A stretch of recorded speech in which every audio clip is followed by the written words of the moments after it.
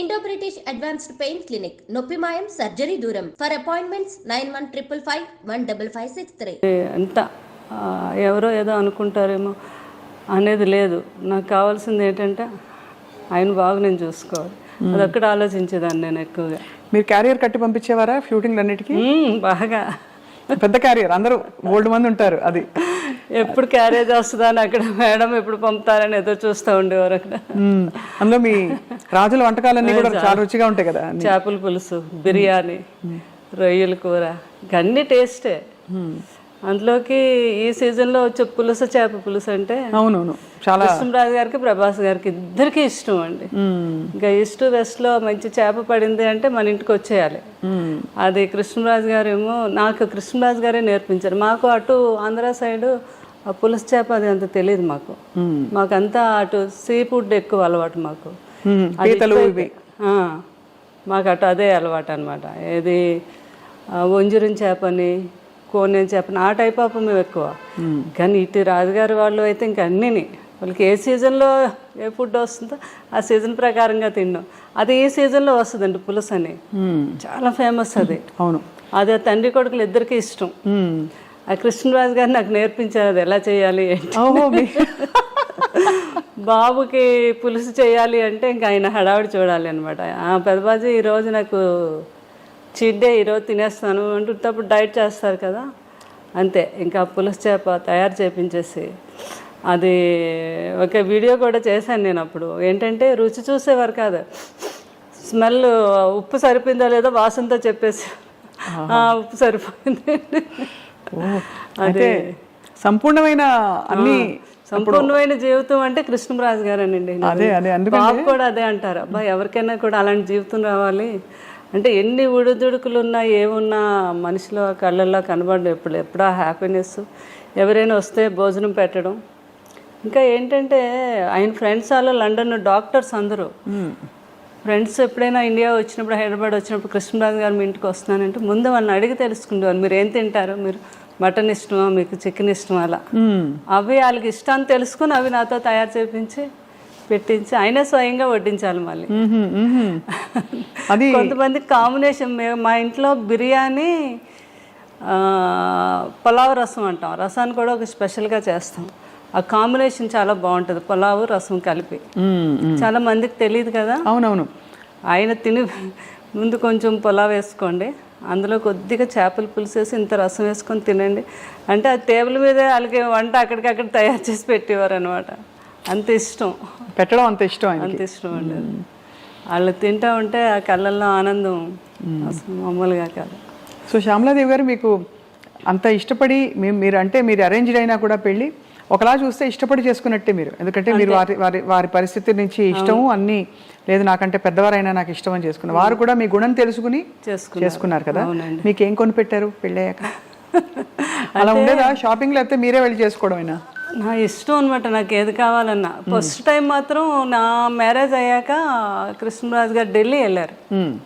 ఢిల్లీ వెళ్ళాక వస్తున్నప్పుడు అక్కడ డ్రైవర్ని అడిగారండి, ఇక్కడ మంచి షాప్స్ అవి ఉన్నాయి మేడం, చీరలు కొని పెట్టుకోవాలి. ఫస్ట్ టైం అక్కడ సౌత్ ఎక్స్ బాగా ఫేమస్, అన్ని బ్రాండెడ్ షాప్స్ ఉంటాయి. అక్కడికి వెళ్ళి 2 సారీస్ కొని తెచ్చారు ఫస్ట్ టైం. అవి ఒకటేమో 25,000, ఇంకొకటేమో 15,000 అనమాట. నీకు నచ్చాయి చీరలు, లేకపోతే నెక్స్ట్ మనం వెళ్ళినప్పుడు వాడు చెప్పాడు, మేడంకి నచ్చకపోతే 15 days వరకు టైం ఉంది, వచ్చాక మార్చుకోవచ్చు అని చెప్పారు. నాకు చాలా హ్యాపీ అనిపించింది ఫస్ట్ టైం ఆయన చీరలు కొని అలా దాచుకున్నాను ఇప్పటికీ కూడా సారీస్. ఆయన ఫస్ట్ టైం కొని తెచ్చారు. అవునా? అవును కదా, అంతకంటే అది అద్భుతమైన జ్ఞాపకం.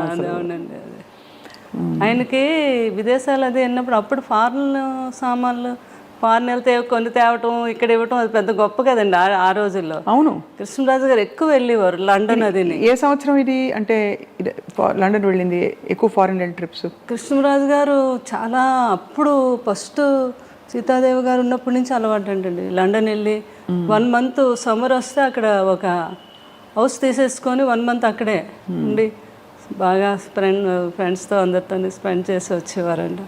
వస్తున్నప్పుడు ఏం కావాలని ఒక షాపుకి వెళ్తే 10 షాపులు తిరగడం అది ఆయనకి ఇష్టం ఉండదు. ఒక షాపులో ఏమి నచ్చుతాయి అక్కడే డజన్లే, 1-2 కొనడం కాదు, ఇలా చేతికి ఎన్ని అందొస్తాన్ని కొనేయడం వేసేయడం. ఇక్కడికి వచ్చి పిల్లలందరికీ ప్రభాస్ గారికి వీళ్ళందరూ చిన్నపిల్లలు కదా వాళ్ళందరికీ. అందుకే బాబు కూడా అలవాటు ఉంది. వెళ్ళినప్పుడు లాస్ట్ టైము వాళ్ళ పెదబాజీ గారికి నాకు వాచెస్ అవి తెచ్చారు, రోలెక్స్ అయితే తెచ్చారనమాట. ఎంత ఆనందం, కొడుకు తెచ్చాడని. ఈయన అన్నీ వాడేసినవి చేసేసినవన్నీ. కానీ కొడుకు వేరు కదా. అయితే ప్రభాస్ ఎప్పుడు వచ్చినా ఒక 2 గంటల ముందు ఫోన్ చేస్తారు వాళ్ళు పెదబాజీ ఈరోజు నేను వస్తున్నాను మిమ్మల్ని చూడడానికి, నేను చాలాసేపు కూర్చున్నాను, కొడుకు వస్తున్నాడు, అన్నీ చేసి ఏం కావాలో ఏంటో తయారు చేసి ఆ వాచ్ పెట్టుకుండేవారు. కొడుకు కొన్న వాచ్ పెట్టుకొని అక్కడ కూర్చుండేవారు అనమాట. నేను చెప్తే ప్రభాస్ గారు నవ్వేవారు, పెదబాజీ అవన్నీ ఎప్పుడో మీరు మా చిన్నప్పుడు వాడేసినవే కదా ఇవన్నీ మీకు కొత్త ఏంటి, ఏదో మాకు సరదాగా తేవడం అంటే అలా కాదు, నాకు కొడుకు తెచ్చాడు నాకు గొప్ప అంటే అట్లాంటి మనస్తత్వం అనమాట ఆయనకి. కానీ ప్రభాస్ గారికి కూడా చాలా మంచి గుణం.